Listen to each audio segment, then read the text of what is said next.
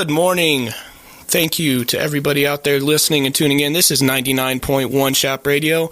This is also the Keegan Stewart Sports Podcast. Excited to be with you for our very first episode. And also, I'm very excited for our first guest of the season, Mr. Stacey Corley. Stacey Corley, a longtime friend in the family, lives in Grants, New Mexico, big sports guy. Love chatting up sports with him. So, Stacey, thank you so much for coming on the show. You're welcome, Keegan. I brought some backup. I know you have probably a lot of computer analytics in front of you. Okay. I brought with me someone who knows probably more than you know about the NBA. Yeah, please introduce your backup to the show, Stacey. Please do. All right, so with me on the other line, I have my brother, Corley. Cal is a graduate of Dakota Wesleyan, where he played college football and has had a couple of kids play college football as well. So, Cal, good morning. Morning. How you doing there, Keegan, Stacey? And I appreciate you having me on the show. You know, there's just no show to have unless you got somebody that truly is a all-around sports fanatic. And that's what you got in me. So let's roll. Very, very happy to have you on the show, Cal. And Stacey, you mentioned Cal's football pedigree. We got to mention yours. You played football at BYU as well, so we got to let the crowd know about that. Not to mention you have two kids that play college sport. You have, your son plays football at New Mexico State, and of course your daughter plays tennis at the University of Arizona. So I want to go ahead and get that out there. Stacey and Cal, I want to jump around quite a bit today, but listen, the NBA playoffs start today, and so we're primarily going to focus on some of that, but not only, we're going to get into some fun stuff that Stacey likes to argue with me about, so that's going to be good too. But I want to ask each of you, and I'll tell you mine as well, what's the most interesting storyline for you going into these NBA playoffs? We'll start with you, Cal. For me is that you really take a look at OKC. You see all the firepower they've always had. They've always managed to have a tandem of three. They had Westbrook. They had the Beard. They had the tall Texas Longhorn shooter, and that's playing for Oakland right now, which is Golden State. You all know who I'm talking about, the baddest man on the planet next to LeBron. But I want to tell you right now that they've continued to have all the height and all the ability and all the players that they've had. What they need to keep searching for is just another coach, because they ain't got anybody that knows how to coach these guys. And the beautiful thing is that the Beard, he won the MVP. We all recognize that, right? We all understand that. Does that sound right? Yeah, that's agreed. That's fair. And we can get into more of that later, but yes, I think that's pretty accurate so far. Yeah. And so what the big thing is all these players that OKC has managed to get their hands on, they've made other teams real true contenders, when in fact the only problem in OKC is the coaching. And so that's why I bring all that up. What I find to be the biggest storyline is that you got all these players. You got the Beard. The Beard is going to carry the team through the West. They're going to run into the East, and that's my prediction. And without Kyrie Irving playing in the East, that's up for grabs. I mean, anybody could take that. Philly, the young boys could take it. Toronto, them boys, they took the East. Anybody could take it on the East this year. I still look for LeBron to still come through. That's where I'm at. Thanks, Cal. What's your most interesting storyline, Stacey? You know, for Cleveland to be in, I'm a West guy. You know, I'm a West guy. I'm not an East Coast guy specifically. I'm not a Cavalier fan. I think they're overrated. I think wherever LeBron goes, he buys his team. But the biggest story for me is for the Cavaliers to be a 4th seed. And, you know, with their sporadic play, I know they have Love back, but I don't see Cleveland making it out of the East this year. You don't really quite know what he's talking about, Keegan, but go on ahead. And I will tell you this, Stacey, you know, the last 2 years I would have jumped all over that argument. I would have told you how you're grossly wrong by saying that. But listen, this year, since LeBron's return to Cleveland, that argument makes the most sense. The Cavaliers are 29th in defense. They don't defend. They're throwing different lineups around all the time. In fact, they just mentioned they're starting Jeff Green They're adding him to the starting lineup, which is brand new. Cleveland's a wild card. Listen, the only thing we know about Cleveland is that they have the best player in the world. So, is that going to be enough this year in an East that's kind of bruised and battered? You mentioned Kyrie, Cal.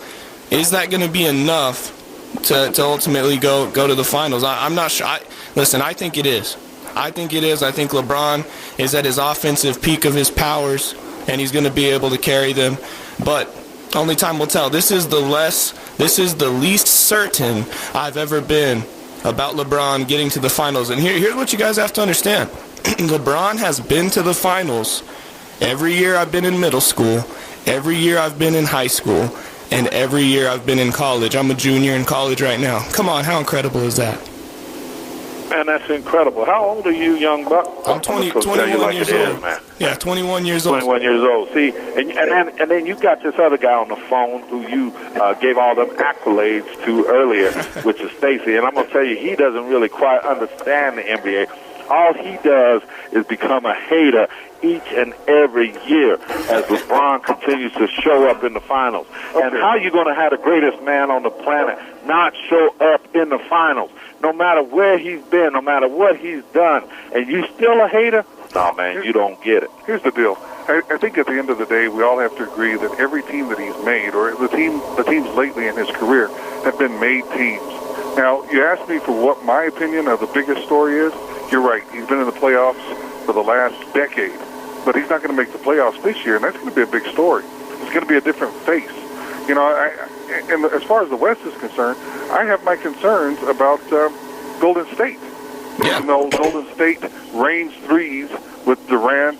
I think the fact that they're injured as of late, unless we're going to get some great play from Draymond Green, I think Golden State's in trouble, and I think the door is going to be open for OKC. And that's what, and that segues perfectly, Stacey, because that's what my most interesting storyline is. Listen, these Golden State Warriors suddenly are not the favorites to go back. And listen, if these Golden State Warriors are healthy and are they're as a unit like they've been in the past, nobody's supposed to beat these guys. Come on. Nobody is supposed to beat the two best shooters in the league with arguably the best scorer in Kevin Durant. Hey, come on, you're going to tell me they have the best defender in the league too with Draymond Green? Nobody is supposed to beat these guys. It's just not fair. Now, Houston has just completely overperformed all expectations. And the way these guys have played have made everybody kind of scratch their head and say, wait a second. And now, as you mentioned, Cal and Stacey, you guys both mentioned, the Warriors are kind of injured. Curry's missing the first round. So my most interesting storyline is that matchup that's looming, and I guarantee you both we're going to see it. Golden State Warriors, Houston Rockets, Western Conference Finals. It's only a matter of time. Houston prevailing. That's right. Tell me why, Cal. Tell me why you see Houston. Okay, let me be more specific, Cal. Stephen Curry comes back in the second round, okay, and he looks pretty good. Let's say he looks pretty good, and the Warriors look like the team that beat the Cavs in 5 last year, okay? Tell me what it is about this Houston Rockets team with Harden and CP and all these three-point shooters that is better than that juggernaut Warriors team over the last couple of years. Let me tell you, because not only did the Beard have something to prove this year, but the whole team, the whole organization has everything to prove. Man, let me tell you, when you win that NBA title, how difficult it is to keep repeating and repeating. And let me tell you, man, they have laid back. They haven't had the firepower this year that you really want to see in a full championship team. Yeah, I know they can hit some threes, but everybody else, it's okay, and the Beard hit threes. And they are an unselfish team. They allow the Beard to play the game that he wants to play. That's what's so great about the NBA. See, so I can't follow Stacey's logic and how he laid it down, because it just sounds like textbook college basketball. This ain't college. This is the pros, and the pros, they let the people play the power of the mightiest, like LeBron, like the Beard, even like Steph Curry. They get to play the game that they are made to play. And because of that, you're going to see some real good things from Houston, and I look for them to succeed, and that's just what's going to happen. And all the people out there that's listening, just mark my words, get your money ready. Do what you got to do, because it's going to be Houston that's going to be there, and it's going to be the Cleveland Cavaliers that they're going to have to try to get through. That's what I truly believe. That's where I'm at. How many games does Houston beat? Definitely is the deepest team. Houston is definitely the deepest team with Tucker and Pella down at center in the forward positions. They're definitely the deepest team. But the issue that I have with Golden State this year is exactly that. Curry is hurt. And, when you have teams coming back from late injuries, when you take a look at what happened in Philly back when they had the receiver, T.O., here we go. You have an athlete join a team late. It throws off the team's chemistry. You got to remember when Steph was hurt 2 years ago, how it throws off the team's chemistry. Sure. OKC is relatively healthy. Houston's very healthy, but everybody in the East, even from Kyrie on down, they're beat up. Yeah, well, it's going to be, I follow you, I hear what you're saying. And, you name them players and stuff like who all on Houston and everything. I know you're using the computer trying to figure out all these players. I want you to know right now, man, when it comes to NBA, you got to truly, truly talk about the stars, the players, the guys that have made the biggest impact. And when you talk about OKC, you can't even go to OKC and really know exactly what they're going to do. They got some great players, yes. Can they play defense when they feel like it? But do they have the coaching? No, they don't. Are they surrounded by an organization that is a true all-the-way winners? No, they are not. But the Houston team has done something different in the last couple of years, and they have brought everybody around them. They got a good front office, and it's going to be a fantastic thing to see what happens in the West. Now, what about the East? You don't have to worry about who is in charge of the East. Well, since you know so much about Houston, tell us who's in their front office. Well, I will tell you, I don't know. Stacey's why I don't know? Stacey's good friends with because I'm a LeBron fan. Yeah. I'm a LeBron man. I believe in following the man who is the greatest on the planet. I'm just telling you that right now he's afraid to say anything against LeBron because he's got hopes that LeBron will go to the Lakers in the offseason. It ain't going to happen. And you know what I'm going to let you know? You're going to get an opportunity. Everybody's going to get an opportunity to learn who all is in the front office of Houston because that's where LeBron is going to wind up. He's going to wind up in Houston. Ooh, everybody who's listening, you mark that today. That's where you're going to see LeBron next year in Houston. I like that transition, Cal. Before we get to that transition, I want to talk about where LeBron's going next year. Cal, how many games does Houston beat the Warriors in, real quick? And they beat them in 4 games. 4 games. We all know that. 4 games. Yeah. Wow. 4. They beat 4 games. Wow. We all know that. They're all NBA fans and everybody. They know that. Okay, so let's move forward. We just talked about it briefly. Cal has LeBron going to Houston next summer in free agency. Stacey, where do you have him going? It wouldn't surprise me if he landed up in Houston. I mean, Houston's already a made team. That's what he does. He's like a locust. He goes someplace where they're already made at this point in his career, and he pads his stats, and he's looking for more rings. He can't stay in Cleveland. He doesn't have what it takes at this point in his career to just make do with what he has. Better people make people around them better. He's got to go where there are already better people. That's why he went to Miami. That's fine. That's why he went to Miami. Miami was loaded, and he bought Bosch and other players with him. I mean, you had Ray Allen go there. You had a lot of people. So it wouldn't surprise me that this guy would defect and go to Houston. So is that where you agree with Cal then? Is that where you have him going? He's going to either go to Houston or Golden State or somewhere where they're already made. He's not going to Golden State. He threw Golden State in there. He threw that in there. He knows darn well they ain't going to no Golden State. No, he ain't going to no Golden State. No, he want him to go to the Lakers. Yeah, he probably wants him to go to the Lakers. I thought that's what he was going to say. I'll tell you where the most likely he is to end up if it was tomorrow. You guys ready? Philadelphia 76ers, and let me tell you why. Okay.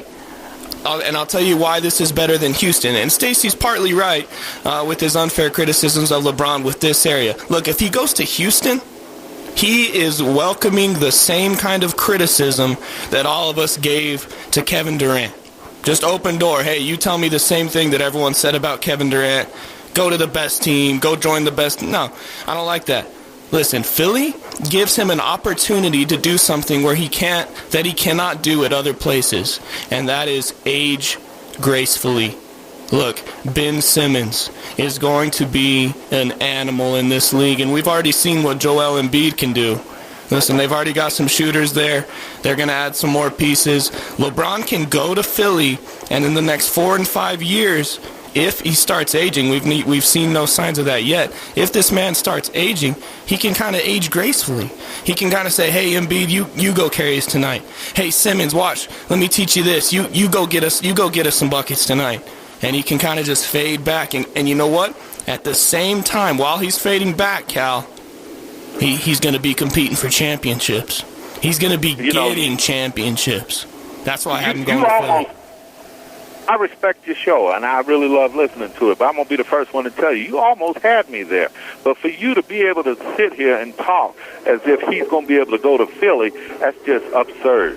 I'm going to tell you right now that that's impossible. They would not take and throw the greatest man in the planet, which I will say that's what he is, into the mix of those young boys. Them young boys got it going on without him. It would be a distraction. It would cause a problem on that team with all the young talent and everything that they have fought through the years to bring this type of team together. I don't see that. I know that that's easy to say because they winning. You see all these great things. You want to throw that in there, but that's an impossible thing. I don't think it's impossible. That's what would never happen. Here's a question that I have. You know, when you take a look at where he's got to go, you've got to also start analyzing what team has the salary cap to accept LeBron James. Right. Because LeBron has proven at this point he's not taking less money. He doesn't have that inside of him that you see in Tom Brady. I'm going to accept less money. He doesn't have inside of him. Now we got to throw Tom Brady. Now we got to throw Tom Brady. Hey, just hold on. What you see in Larry Bird? Larry Bird accepted less money. He doesn't have that. LeBron is out for LeBron. And so we also have to take a look at where he's going to go and what teams have salary cap allowances to allow to pay for LeBron James. Stacey, one of the years in Miami, Bosh, Wade, and LeBron all said, hey, we're taking pay cuts. Let's play for $15 million this year. Significant. Listen, LeBron's making more money in Nike. That was the last year.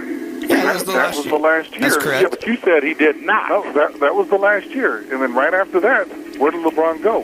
He went to Cleveland, and what did he require when he got to Cleveland? The money. He did get a big pay. He deserved that. And listen, all that nonsense aside, Philly can pay him and Houston can pay him. But I have a question for Cal because he questions Philly, but I think there's something in Houston that is a bigger question mark to me. Look, does James Harden want to play with him? James Harden is a guy who's finished second in the MVP voting the last 2 years, is going to finish first in the MVP voting this year. Look, I'm assuming, Cal, James Harden believes that he's the best player in the world, not LeBron. Why would he want LeBron, another ball-dominant player, to come in and affect something? You look, they're already first place in the West. I don't think it's a good fit. Hey, listen, Chris Paul's a ball-dominant guard, too. I'm surprised that's worked out. I know Chris Paul and LeBron are friends. I just don't know. I just don't see that whole dynamic working out. And listen, you said Philly's young. Philly's not that young. Ben Simmons is young. Joel Embiid's working on his 5th or 6th year. They got J.J. Redick over there. He's not young. That's young legs. That's young legs right there. See, son, you ain't got to this 45, 50-year-old age. You don't know what these legs feel like. I'm telling you, that's young. And then on top of it, all the sportscasters, everybody that's in America that have been just proclaiming and saying that LeBron is the best man on the planet. Every newscaster, everybody you speak to, hey, people want to play with LeBron. People want LeBron to come with them. I just don't think that Philly would be helping those young bucks if they threw LeBron in there with them. They got it going on right now. They could very well be the ones playing for the championship, but I still look for LeBron and them to come through. Here's the question I have for you, Keegan. What's your take on free agency as a whole? Hey, free agency. Not Cal, Keegan, what's your take on free agency? On just NBA free agency? Yeah. It's wildly entertaining. for us as fans. It's wildly entertaining. It makes the NBA stretch not from, 7-month season. We're looking at a 10 or 11-month NBA season where our eyes are glued to the TV. Now, if you're asking what do I think about, just the overall dynamics of it, how it works, how it affects the league, I think it's good. I think there's a certain balance that allows teams to acquire multiple stars, multiple great players, and the salary cap kind of restricts that. If you go on the salary cap, as Dan Gilbert in Cleveland knows, you got to pay the fines. But listen, I think free agency's good, but I think Kevin Durant kind of hurt it very badly on July 4th of 2016 when he just completely ruined the entire balance of the league. Yeah, what are you asking about free agency exactly, Stacey? Okay, I can buy that. I can buy that, but I think it was damaged way before KD. I mean, you got to remember before KD went, of course, we had the "I'm taking my talents to" interview, right? Man, this guy is a hater of LeBron. Yeah, does that interview bother you, Stacey? Well, I'm taking my talent. So I mean, we can lay it on KD if we want to say, hey, this is the guy who destroyed free agency and the fun of it for the fans and for everybody. Yeah, he did. But I mean, LeBron took his talent and he took players with him. No, well, listen, I'll tell you this right now, and I've told this to 100 people over the last 2 years. What LeBron did and what Kevin Durant did is oranges and apples, incredibly different. LeBron did not go join the team that beat him in the Eastern Conference Finals when LeBron's team had them down 3-1. And not to mention the team that KD joined, guess what? They had just won the most games ever won in an NBA regular season. They beat your boy Michael Jordan's record. They won 73 games. That's the team team that KD joined. Vastly different. Now, I think all of us have been to OKC, and we've also been to California. Who wouldn't want to go to California? That's like leaving Cleveland and go to Miami. Sometimes it's a lifestyle change. Yeah, well, sometimes it's a cowardly move too, and it hurts the whole NBA. I don't know. I don't like it. Hey, listen, I want to move on. The next thing I want to do, and I want to start with me and Stacey going at it. Cal, I want you to jump in after we get into it a little bit. I want to talk about this debate that's really taken place and taken over the sports media world over the last 2 years, ever since really LeBron came back from that 3-1 deficit. I want to talk about this. Who's better, LeBron James or Michael Jordan? Go ahead, Stacey. Well, I think I think it's hard to. I think that's hard to talk about in today's world because all we are taking a look at is what's happening currently, what records are being broken currently. The NBA was a different life, a different way of life back in the day. LeBron hasn't had to go through the bad boys in Detroit. LeBron didn't have to go through Boston when they had Bird in his height, in his youth. Jordan didn't have to go through the Warriors. Jordan didn't have to go through the Spurs. Jordan didn't have to go through KG, Ray Allen, Paul Pierce. I don't know. It's the same thing. But all those guys were on the West Coast, right? Okay. So before we can go and play for championships, you got to come out of your conference. And Jordan did that. He did that greatly. But and he did it with the same team, right? When you have players like Luke Longley, in my opinion, and he makes Luke Longley a better player. And he's made a lot of those players on that Bulls team better players. For me, I think Jordan is the better player.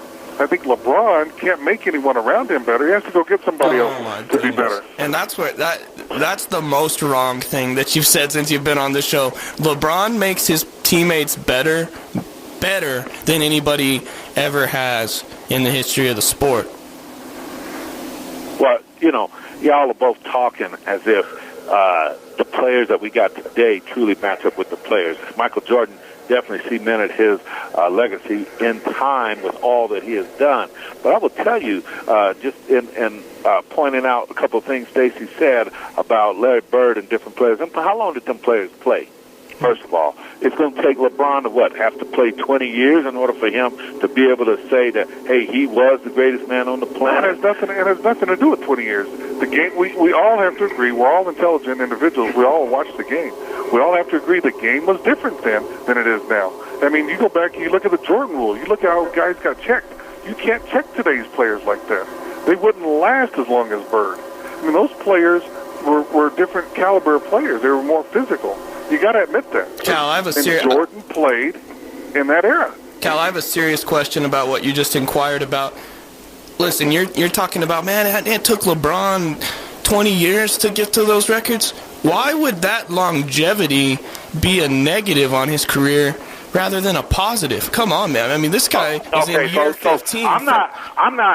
I'm not saying that would be a negative. I'm saying that the people that are haters, as we got Stacey on the line, and he is saying the things he's pointed about LeBron, it would take that for people who dislike LeBron to be able to say, okay, I'll give him his due. Yeah. When in fact, he is the greatest man on the planet. And had his talent been available during the time of Michael Jordan and those people, would have been a whole different story. Hey, there's everybody in this world that has watched the game from the very beginning. Most people don't know who the Stilt is. Most people don't know who the Iceman is. So people don't know that because they weren't around during that era. But them were some of the greatest players to ever play. Everybody has their time, and today the time is for LeBron and the Cavaliers. And mark my words, who's going to be in the finals? It's going to be Houston, and it's going to be the Cavs, and it's going to be the Cavs that's going to prevail. Man, I hope you're right. Here's my thing, fellas. There is one thing, in my opinion, that that Michael Jordan has over LeBron James, and we all know what it is. It's those 3 extra championship rings that he has. But my man on Fox Sports 1, Nick Wright, raised a very interesting point yesterday. Listen, when comparing all-time great players, we as sports fans didn't start looking at the number of rings until it came to Michael Jordan over LeBron James.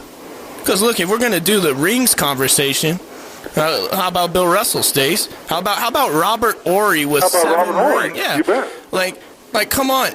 And look, here's a serious comparison, and I really like this one. If you want to compare Wilt Chamberlain to Bill Russell, that's a legitimate conversation, right? That you can have a real, factual, good debate about who's better between those two men. Listen, one of them has 11 championships, one of them has 2. Okay? This whole ring thing is being the only reason that Jordan is elevated over LeBron needs to stop. It's ridiculous. And the fact that LeBron gets punished for going all the way to the finals and then losing is just absurd to me. Jordan got bounced in the playoffs his first 6 years. Stacey, you mentioned the bad boys. All the bad boys gave this man nightmares. He couldn't get past the Pistons. 3 years in a row he couldn't get past the Pistons. Not to mention that after he finally won, then he got his second and his third, this man retired. Then he got messed up, went and played a little bit of baseball. Yeah. So here's a question for you. Then why don't we compare Jordan to Russell? Or why don't we compare Jordan to Horry? We compare these two guys because they play very similar positions, and they are 2 great athletes. Okay. That's why we compare them. Mm-hmm. So we're not bringing all that in. I mean, for that matter, why don't we talk about when football rolls around? Why don't we talk about what Jim Kelly did at Buffalo compared to Tom Brady? 4 in a row. I mean, we forget that. So in my book, that's where LeBron falls. Where? I mean, winners win. Winners win. And there's no doubt in that. Winners win. So we're comparing these 2 athletes. Hey, one has rings and one doesn't. One found a way inside the confines of his team to make those guys better and get rings. I'm happy that you say that because a lot of people did get carried along. And Robert Horry is one of them. He fit a niche on most teams that teams did not have. That's why he wears those, and that's why nobody talks about him. Yeah, but we're not talking about Horry. We're not talking about Robert Horry, and we're not talking about Bill Russell, and we're not talking about these comparisons. We're talking about 2 guys. That's Jordan and James. Okay. We're talking about these 2 guys. One has rings and one doesn't. Hey, yo, one figured out a way. One figured out a way to stay with one franchise and make everyone else around him better. The other figured out a way how to leave the franchise and go get players to make everyone better. So, in my book, the question was asked to me, it's Jordan all day. Man, I feel for you. Go ahead, Cal. I feel for him, Keegan. I feel for him from the standpoint that he's still lost in time. He's still hanging. You're probably wearing some Jordans right now. I don't know what else to tell you other than that era was for him. He did great things. He paved the way. But in everything that we do, we don't regress. We move forward. And that's exactly what the NBA did with free agency. That's what the front offices, the owners, everybody did. The players. Well, good for him. Good for him. He jumped teams. He went other places. So then let's just simply count rings.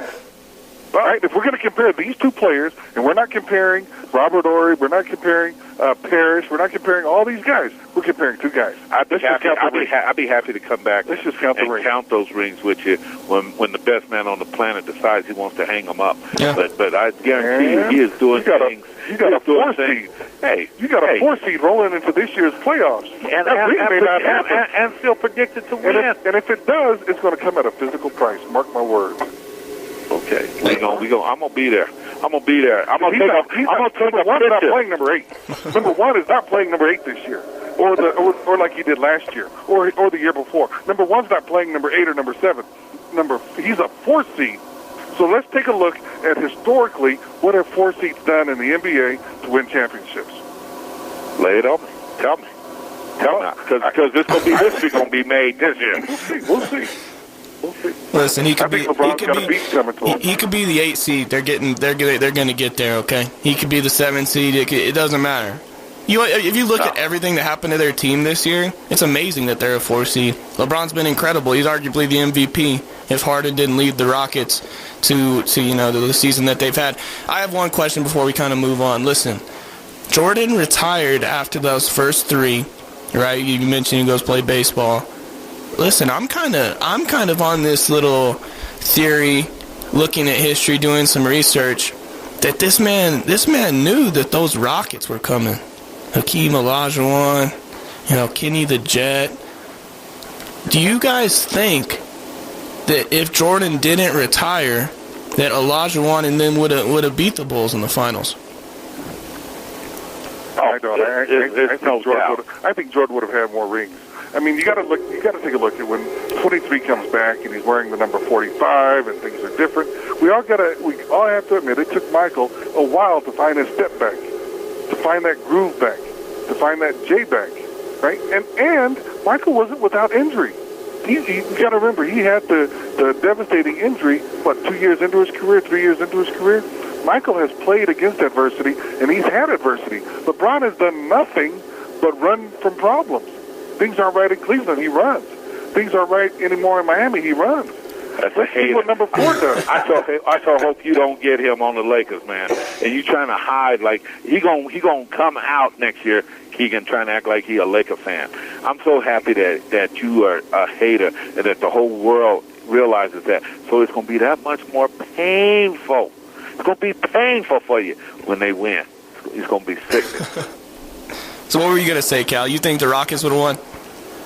I think the Rockets could have won. I think that every player has his day when it comes time to hang up the shoes. You remember seeing Muhammad Ali sitting on the bench when he was 40-some years old, getting his head kicked in, fighting and boxing. And I'm going to tell you right now, every athlete has a time when they got to hang them up. The knees don't feel right. The hands don't feel right. I just don't have the desire. I don't see that in Jordan.